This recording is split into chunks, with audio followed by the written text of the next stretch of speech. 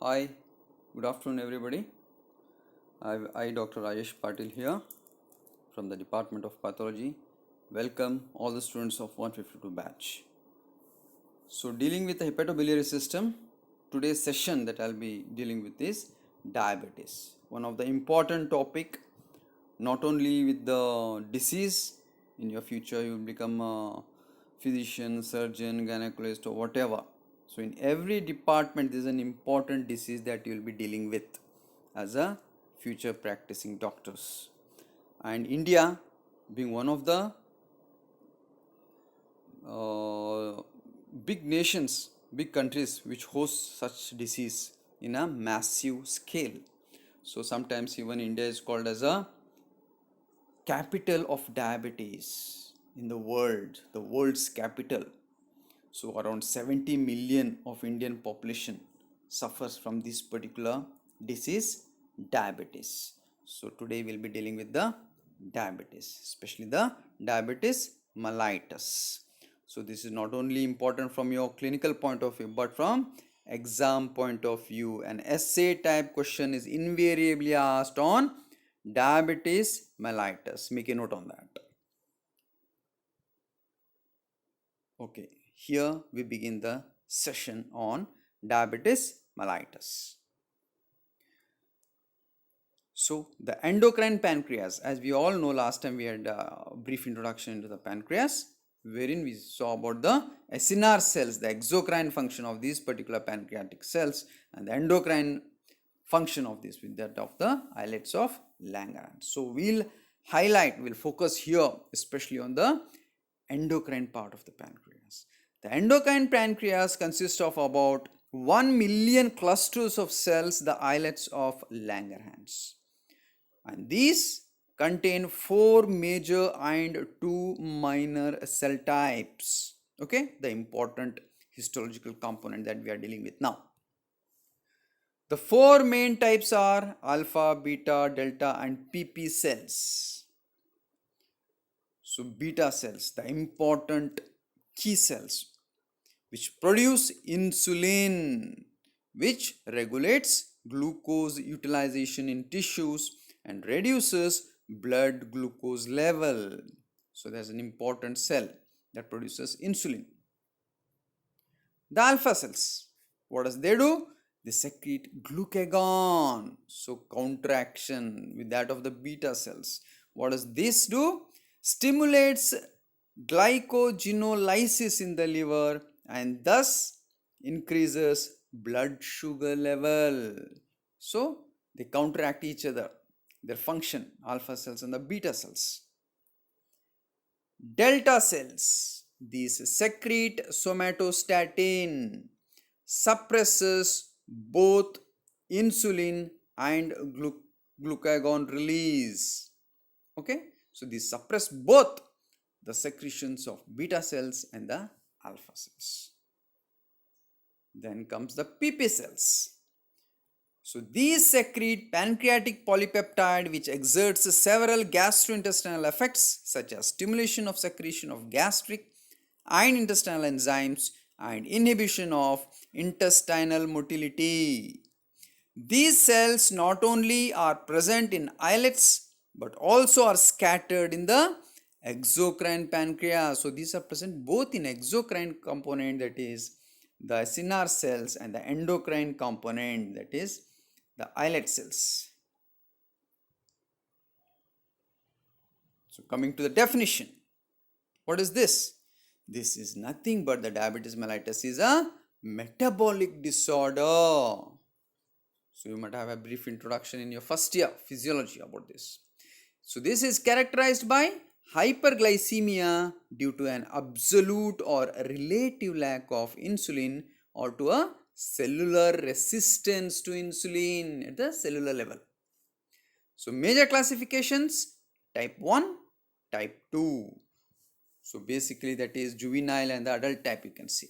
The type 1 commonly seen in the children or in the adolescents, and the type 2 commonly above 40 years or in the adulthood, or 40 plus or 50 plus.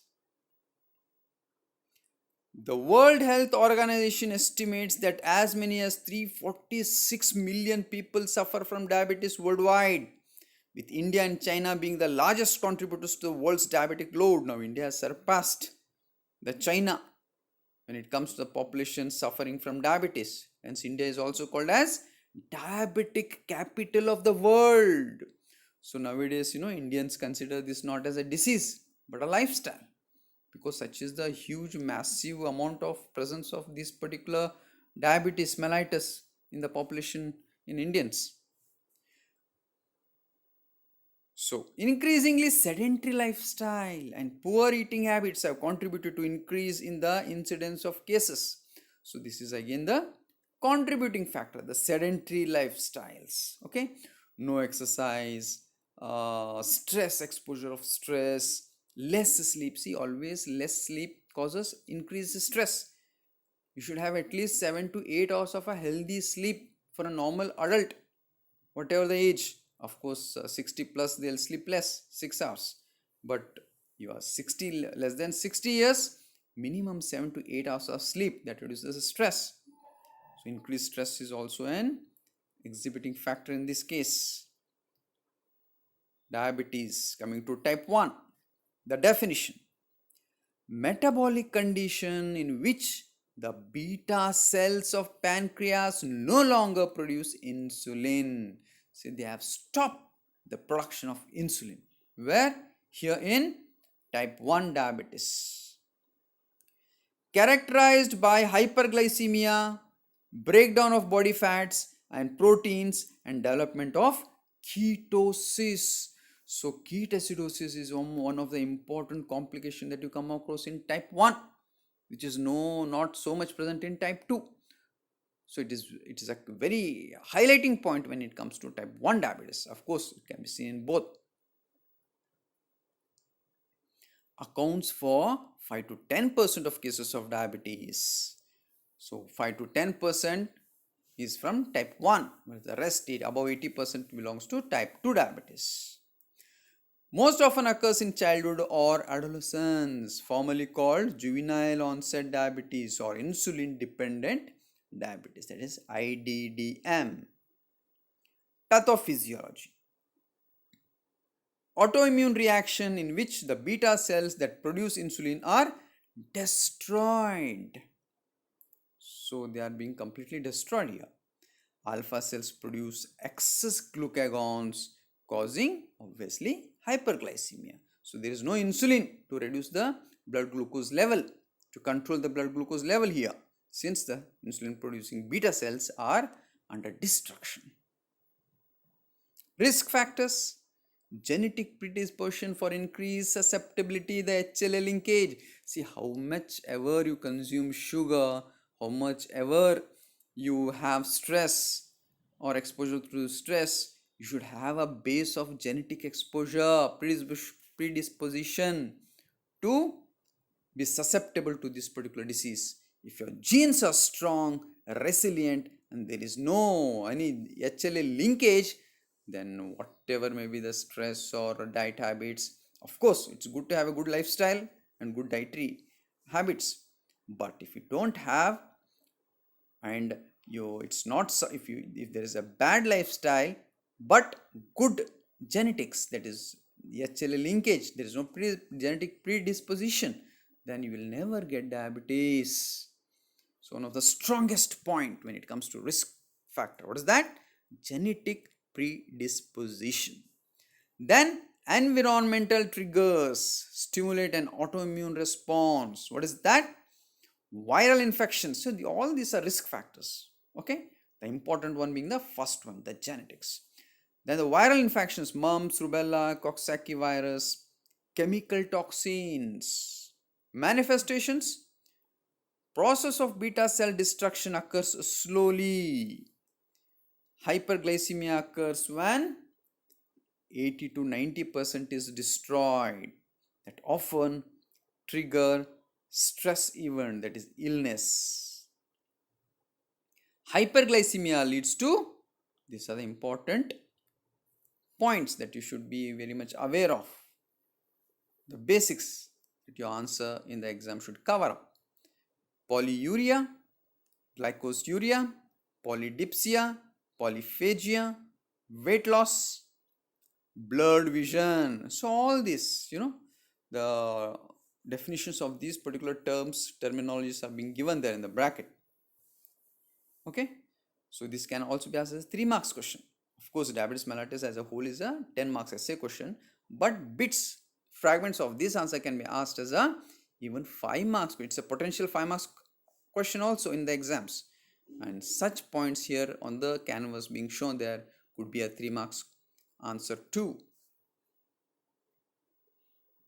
Diagnosis: patient is symptomatic, plus what you have to look for? Random blood sugar levels. So in random, it could exceed 200 milligrams per deciliter of fasting plasma glucose of 126 plus milligrams per deciliter. 2-hour plasma glucose levels of 200 milligrams per deciliter or greater during an oral glucose tolerance test, GTT. Diabetic ketoacidosis, very important complication when it comes to type 1 diabetes. Okay, DKA results from breakdown of fat and overproduction of ketones by the liver and loss of bicarbonates. Occurs when diabetes type 1 is undiagnosed or non-diabetic has increased energy needs, when under physical or emotional stress or fails to take insulin.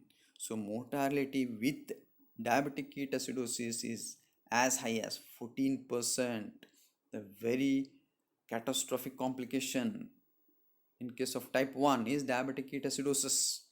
Pathophysiology: hyperosmolarity, wherein there is hyperglycemia, dehydration, metabolic acidosis, that is accumulation of the ketones, fluid and electrolyte imbalance, very dangerous one.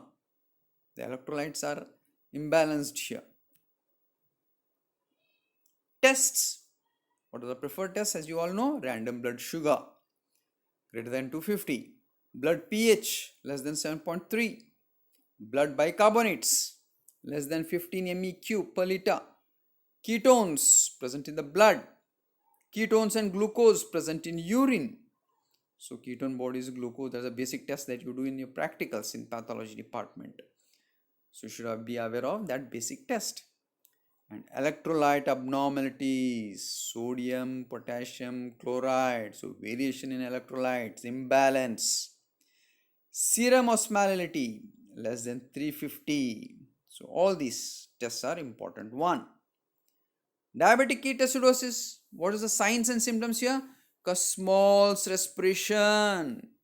See, when there is ketosis in type 1 diabetes, could be in adolescent or a children or a child. So what happens there? Kussmaul's breathing. What is this? Deep and laborious breathing. You have to labor out your breathing. That's a normal phenomenon, normal biological action that you usually do without any much stress or unknowingly. In your subconscious mind, that process is being taken, the breathing process. But here, in ketosis, it's laborious breathing, that is Kussmaul's respiration. So reverse acidosis, fruity breath, nausea, abdominal pain. So one of the medical emergencies of acute abdomen is ketosis. Not all acute abdomen could be surgical. Okay, one of the classical example of medical acute abdomen is ketosis. Dehydration, lethargy, coma, ultimately coma. There could be polydipsia, polyuria, polyphagia. So such schematic diagrams are very much essential to support your answer when asked in the exams. That will fetch you beautiful marks. So such flowcharts, diagrams are really important. So this is pathophysiology in brief, in diagrammatic format of diabetic ketoacidosis. No insulin leads to marked hyperglycemia, osmotic dehydration, glucosuria, osmotic diuresis leading to polyuria, lipolysis, breakdown of the fat cells, weight loss, polydipsia, polyphagia, ketoacidosis. So there is cellular hunger due to breakdown of this particular lipid and leads to weight loss. What is this glycosylated hemoglobin? This could be asked, commonly asked in Viva, practical Viva, or could be a potential 3 marks question. HbA1c, commonly prescribed test by physicians in a suspected diabetic case, is a test that measures the amount of glycated hemoglobin in your blood. So glycated hemoglobin, what's that? Is a substance in RBCs that is formed when blood sugar attaches to hemoglobin molecule inside RBC. This is a basic definition. See this schematic diagram. The glucose attaches to the hemoglobin inside the RBCs, that is glucohemoglobin, the glycosylated hemoglobin here, HbA1c. Treatment requires immediate medical attention and usually admission to hospital. So frequent measurement of blood glucose and treat according to glucose levels with regular insulin, that is mild ketosis, subcutaneous route, the provision of these particular insulin injections. In cases of severe ketosis, restore fluid balance, that is important one, because there is imbalance of the electrolytes. So there could be sometimes addition of dextrose to intravenous solutions to manage hypoglycemia status. See, this is a tricky disease wherein you have to cope up and deal with both hypoglycemia and hyperglycemia. Both are bad. Okay, so that you should be aware of. Correct electrolyte imbalance client. So initially hyperkalemic state. So as patient is rehydrated and potassium is pushed back into the cell, they become hypokalemic. So monitor potassium levels. So low potassium, high potassium has a direct impact on your heartbeats. Cardiac toxicity. So you should be very much aware of the levels of potassium. That's what you do in ICU, intensive care units. What? ABG test immediately in a emergency diabetic case being admitted due to diabetic complications like coma. ABG, arterial blood gas analysis, okay, wherein you assess sodium levels, potassium levels, chloride, calcium levels and infuse accordingly. Monitor cardiac rhythm since hypokalemia puts client at risk of dysarrhythmias. Treat underlying condition precipitating the diabetic ketoacidosis. Acidosis is corrected with fluid and insulin therapy and rarely needs bicarb. So coming to diabetes type 2. So this contributes majority chunk of population, that is 80% from diabetic type 2, whereas 10% was from the type 1. Definition: condition of fasting hyperglycemia occurring despite availability of body's own insulin. So body's own insulin is there, but still there is hyperglycemia. Was known as non-insulin dependent diabetes or adult onset diabetes. Pathophysiology: sufficient insulin production to prevent diabetic ketoacidosis but insufficient to lower blood glucose through uptake of glucose by muscle and fat cells. Beautiful lines to describe this pathophysiology. Cellular resistance to insulin increased by obesity, inactivity, illness, age and some medications. Okay. Risk factors. What are the different risk factors?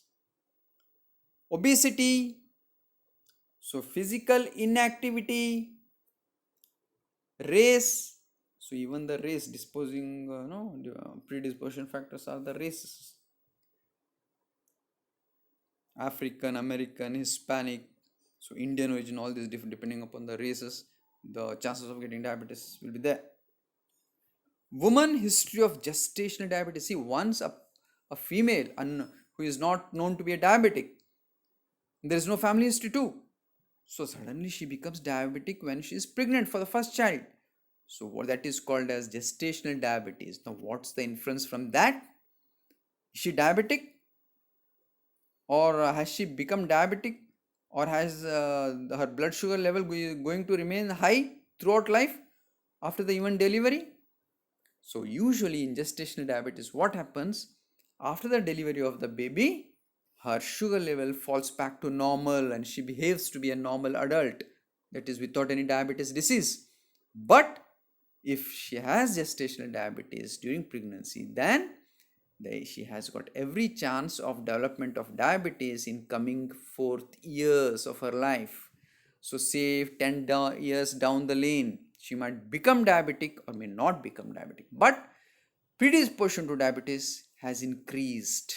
Chances of getting diabetes is increased if she was diabetic during gestation.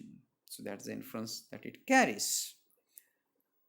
Polycystic ovarian syndrome, delivered baby with birth weight more than 9 pounds. So all these are predisposing factors for diabetes. Patients with hypertension, HDL cholesterol should be less than 35, will be less than 35 here. Or triglyceride levels greater than 250.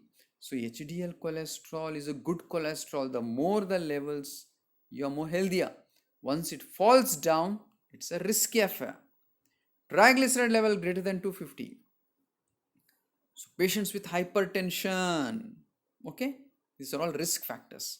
See, if you are given a choice between diabetes and hypertension, one you have to take, then what you will take? What is the better off to take? It's better off to take hypertension than the diabetes, because for the simplest reason that if you are diabetic, down the lane of your years of your growth, you can be very much associated with hypertension. Whereas if you have hypertension, you may never get diabetes along with that. But one of the complications of having diabetes is hypertension. You can become hypertensive down the lane, down the years of your aging. So once you are diabetic, every chance you can be hypertensive in coming fourth years. So that means diabetics most of the times could be associated with hypertension due to complications of diabetes. The change, the intimal change that of the blood vessels. Now, what is this? Syndrome X or metabolic syndrome? Chronic low-grade inflammatory process gives rise to diabetes type 2, ischemic heart diseases, left ventricular hypertrophy. So group of disorders with insulin resistance as the main feature includes obesity, low levels of physical activity, high blood pressure, increased blood cholesterol, that is high LDL, bad cholesterol, low HDL, the good cholesterol, and high triglycerides. Manifestations: patient is usually unaware of diabetes. Type 2 is unaware. Discovers diabetes when seeking health care for another concern. So he goes just to the clinic for some other reason, some other ailment, and in a routine screening test, he comes to know that he is diabetic. Such is the way of diagnosing such patients in case of type 2 diabetes mellitus. Most cases aren't diagnosed for 5 to 6 years after the development of the disease. So he's not at all aware of that. Okay? Usually does not experience weight loss in the initial years. Possible symptoms, typical one, important. Again, it could be asked as a 3 marks one. Hyperglycemia, polyuria, polydipsia, blurred vision, fatigue, paresthesias, and skin infections. So this is again hyperosmolar hyperglycemic non-ketotic syndrome, that is HHNS syndrome, very much associated with diabetes. So potential complication, this is a potential complication one. Okay, so this is non-ketotic syndrome. So life-threatening medical emergency. Okay, so enough insulin is secreted to prevent ketosis, but not enough to prevent hyperglycemia. So high blood sugar causes an extreme diuresis with severe electrolyte and fluid loss, characterized by plasma osmolarity. So greater than normal one, 340 plus. Blood sugar level severely elevated. Oh my God, see that. 800 plus. Altered level of consciousness. Precipitating factors, again, infection, most common, could be pneumonia.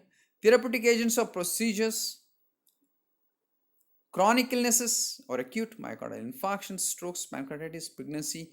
All these could be the precipitating factors of type 2 diabetes mellitus.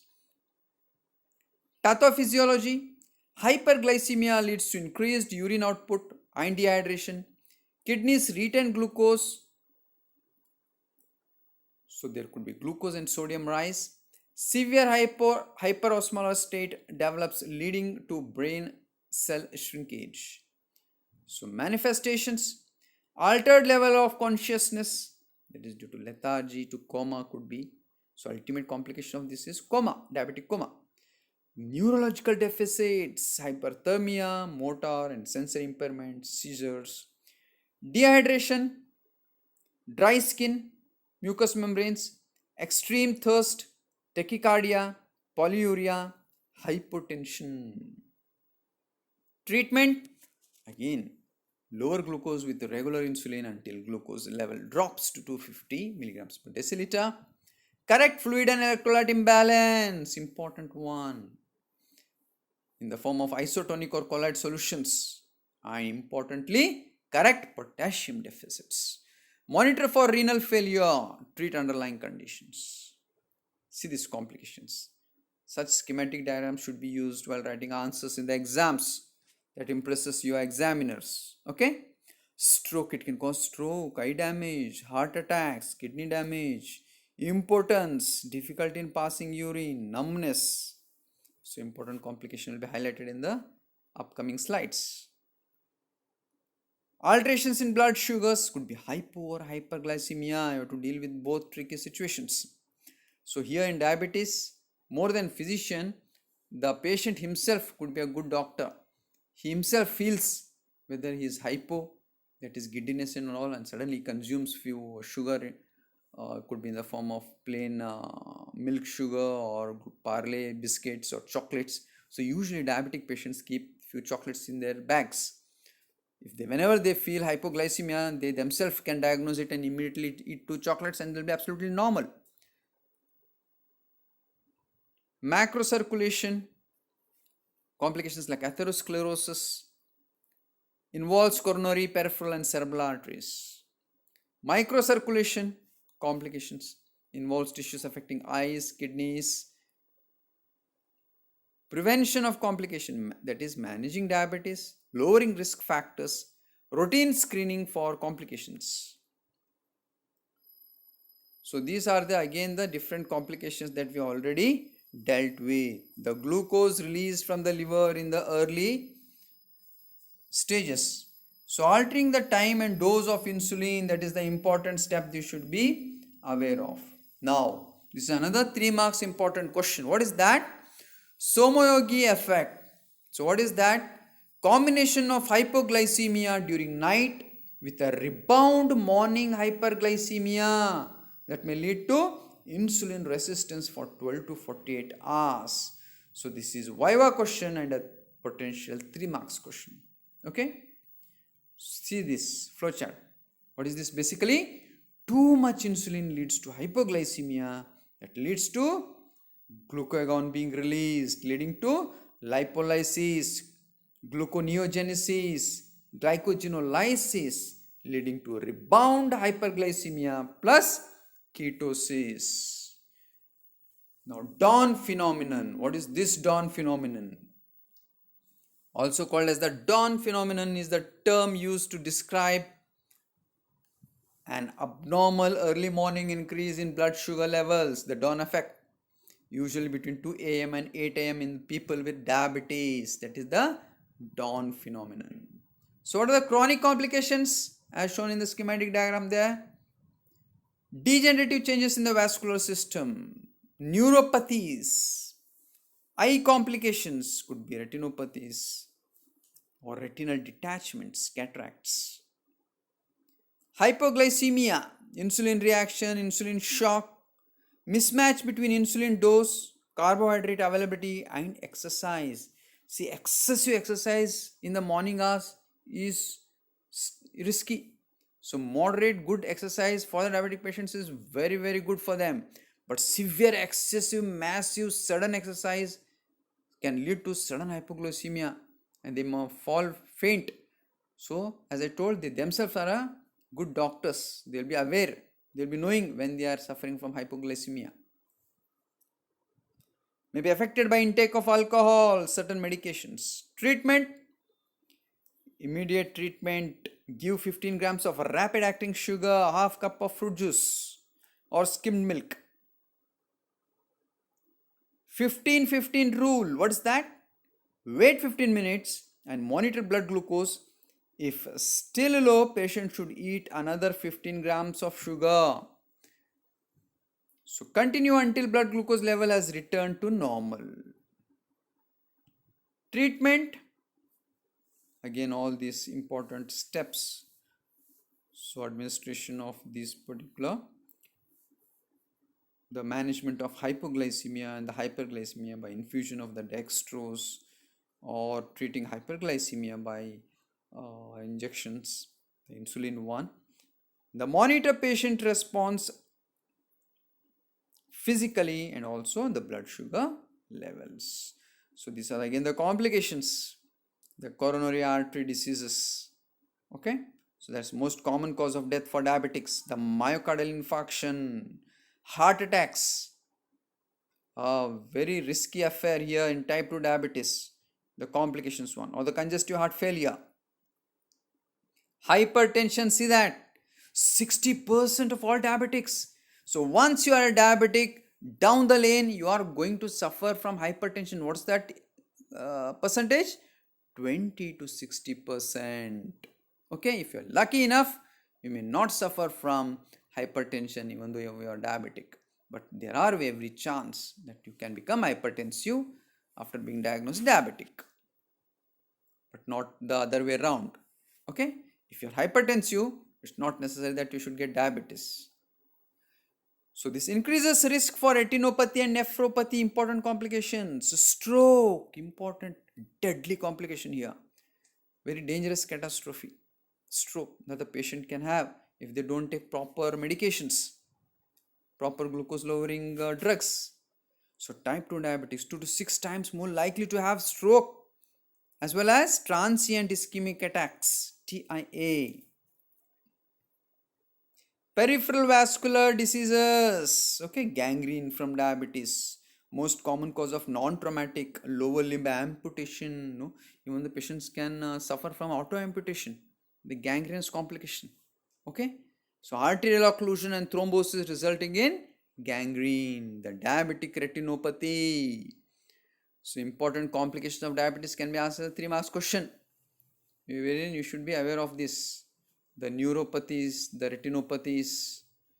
So you should write in detail about these particular complications, the strokes, the atherosclerosis, all these complications. This diagram here depicting about the diabetic retinopathy. Excessive amount of glucose to remain in the bloodstream which may cause damage to the blood vessels. Within the eye, the damaged vessels may leak blood and fluid into the surrounding tissues and cause vision problems. So this is again the large vessel complications. Diabetic foot disease. Combination of neuropathy and vascular disease which may be severe enough to cause tissue damage in the legs and feet. Diabetic foot disease is the number one reason for amputation. Okay, so such diagrams are very much essential.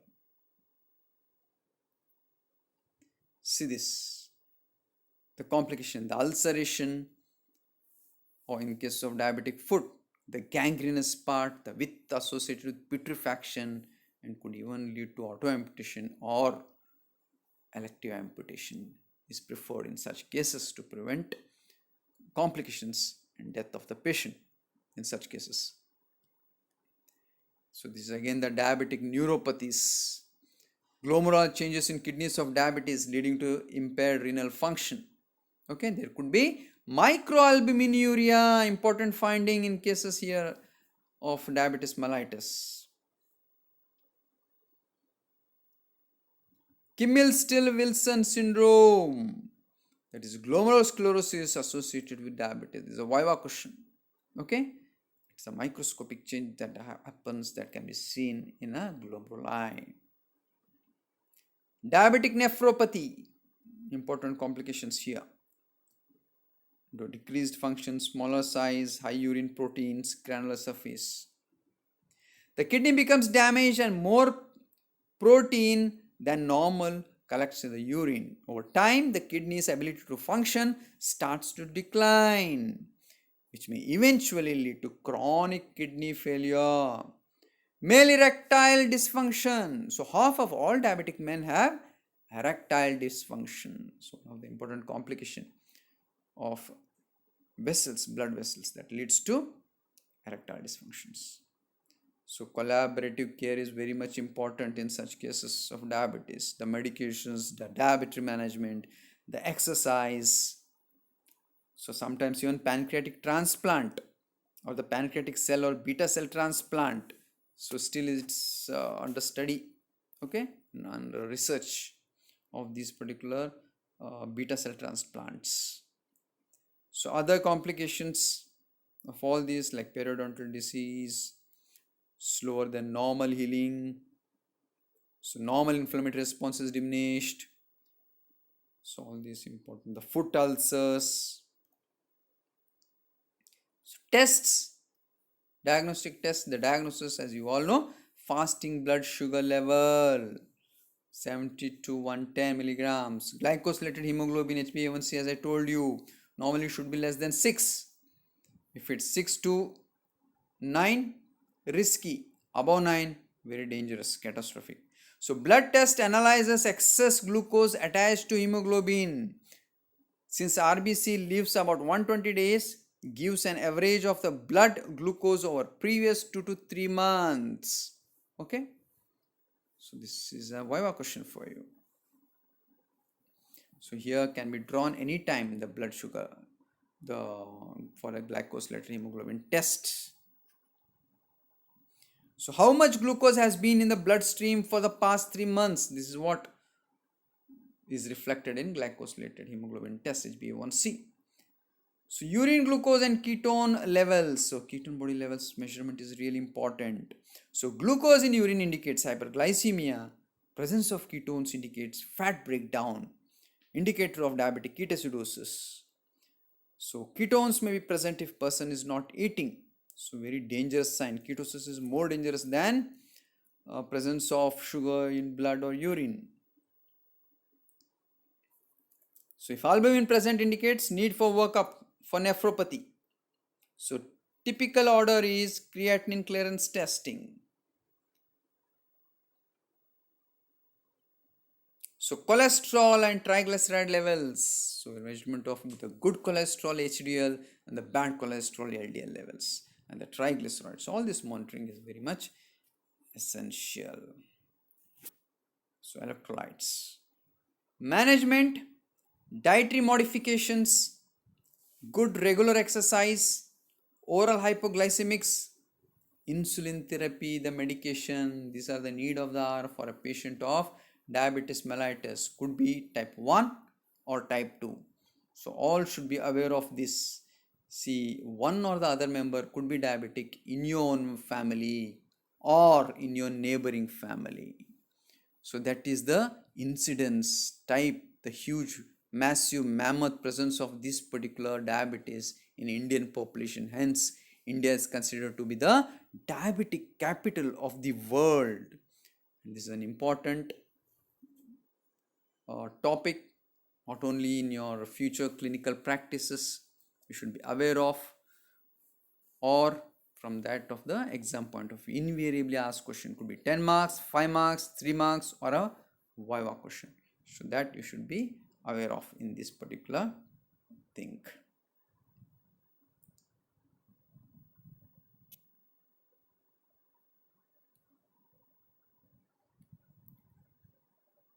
So see this, some humor. So you should, such patients with diabetes should be very much careful when it comes to dietary habits. So they should consume very less amounts of these pizzas and preservative stuff, high cheesy things, high buttery things. So limitations for them. So this is just a humor there. My blood sugar is low. Wait, that means I can eat anything I want. So if when it comes to diabetic, so person should be very much should be take extra precautions here. He can't eat whatever he wants. Okay, bye. Dr. Rajesh Patil here, signing off. Go have your lunch now. It's lunch time. Thank you. Meet you all soon in the next class. Dr. Rajesh from the Department of Pathology, MRMC, signing off for now. Thank you.